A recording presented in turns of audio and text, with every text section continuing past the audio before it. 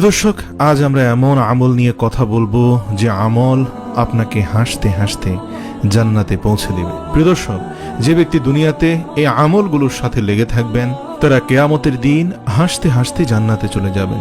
যেদিন মানুষ মানুষকে চিনবে না, যেদিন বন্ধু বন্ধুকে চিনবে না, যেদিন স্ত্রী তার প্রিয়তম স্বামীকে চিনবে না, স্বামী তার প্রিয়তমা স্ত্রীকে চিনবে না, সবচেয়ে ভয়ঙ্কর বিষয় হচ্ছে যেদিন সন্তানকে পিতামাতা চিনবে না আর পিতামাতাকে সন্তান চিনবে না, সেই ভয়াবহ দিনে তারা হাসতে থাকবে। তারা আল্লাহ রাব্বুল আলামিনের উপরে সন্তুষ্ট থাকবে, কেননা আল্লাহ তাদের এত নিয়ামত দান করবেন যে তারা আল্লাহর উপর পরিপূর্ণ কৃতজ্ঞ থাকবে। প্রিয় দর্শক, একবার ভেবে দেখুন এই আমলগুলো আমাদের কার না করা উচিত, যে আমলগুলো আমাকে হাসতে হাসতে জান্নাতে পৌঁছে দেবে। প্রিয় দর্শক, শুরুতে সূরা রাদের 28 নম্বর আয়াতটি আপনাদের স্মরণ করিয়ে দিতে চাই। আল্লাহ তাআলা বলেন, যারা মুমিন, আল্লাহর প্রতি বিশ্বাস স্থাপনকারী, তাদের অন্তর আল্লাহর জিকির দ্বারা শান্তি লাভ করে।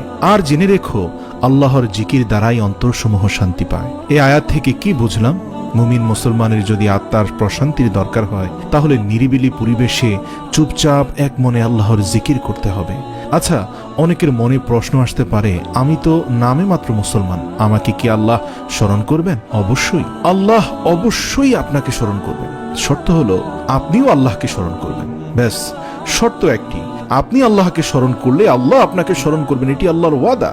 কথাটি আল্লাহ নিজেই কোরআনে বলেছেন। আল্লাহ পাক বলেন সূরা বাকারার আয়াত নম্বর 152, সুতরাং তোমরা আমাকে স্মরণ করো, আমিও তোমাদের স্মরণ করব।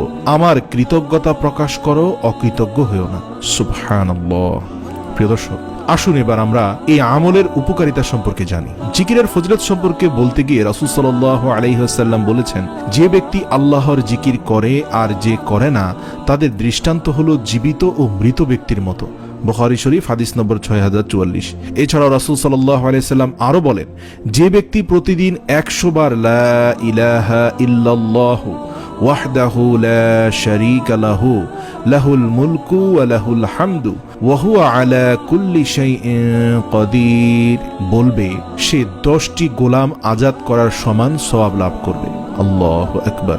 তার নামে 100টি সওয়াব লেখা হবে এবং তার আমলনামা হতে 100টি গুনাহ মুছে ফেলা হবে।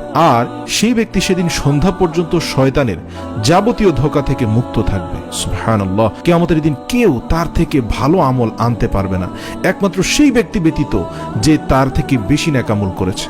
বুখারী হাদিস নম্বর 6040। আল্লাহর জিকিরে কি লাভ, কোরআন ও হাদিসের আলোকে তা জানলে তখন চুপচাপ বসে থাকার সুযোগ আছে কি? প্রিয় ভাই এবং বোনেরা, আল্লাহর জিকিরের থেকে শ্রেষ্ঠ কোনো আমল আছে কি?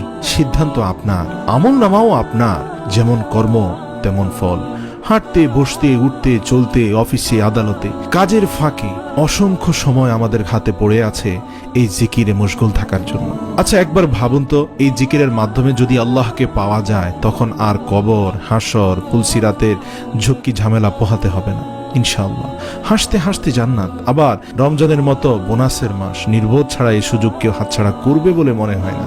মাহে রমজানের পবিত্রতা রক্ষা করুন। ইবাদত, জিকির, তেলাওয়াত, দোয়া, তওবা, ইস্তিগফার, কান্নাকাটিতে রাঙিয়ে তুলুন আপনার মূল্যবান সময়। মনে রাখতে হবে, বেশি বেশি জিকিরের একমাত্র প্রতিদান হলো হাসতে হাসতে জান্নাত। প্রিয় দর্শক, যারা হাসতে হাসতে জান্নাতে যেতে চান, আসুন উঠতে, বসতে, অবসর সময়ে, অফিসের ফাঁকে, ক্লাসের ফাঁকে, বাজারে যাওয়ার সময়, রিকশাতে উঠে প্রতিনিয়ত এই জিকির এবং ফিকিরের সাথে আমরা থাকি। সুবহানাল্লাহ, আলহামদুলিল্লাহ, আল্লাহু আকবার।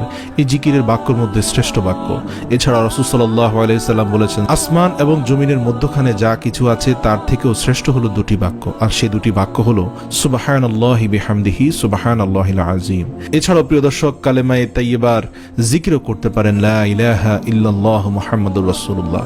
এছাড়াও আমি রিপোর্টের শুরুতে বলেছি, লা ইলাহা ইল্লাল্লাহ ওয়াহদাহু লা শারীকা লাহু লাহুল মুলকু ওয়া লাহুল হামদু ওয়া হুয়া আলা কুল্লি শাইইন কাদির। যে বলবে সে 10টি গোলাম আজাদ করার সমান সওয়াব লাভ করবে এবং সেদিন তাকে শয়তান ধোঁকা দিতে পারবে না। তার 100টি গুনাহ মুছে ফেলা হবে এবং 100টি সওয়াব লেখা হবে। সুবহানাল্লাহ। প্রিয় দর্শক, এর থেকে শ্রেষ্ঠ নিয়ামত আর কি হতে পারে? আসুন প্রতিজ্ঞাবদ্ধ হয়ে মৃত্যুর আগের দিন পর্যন্ত জিকিরের সাথে থাকবো, আল্লাহর স্মরণ অন্তরে রাখবো। তাহলে আল্লাহ আমার সাথে যে ওয়াদা দিয়েছেন সূরা বাকারার 152 নম্বর আয়াতে, তোমরা আমাকে স্মরণ করো, আমিও তোমাদের স্মরণ করব।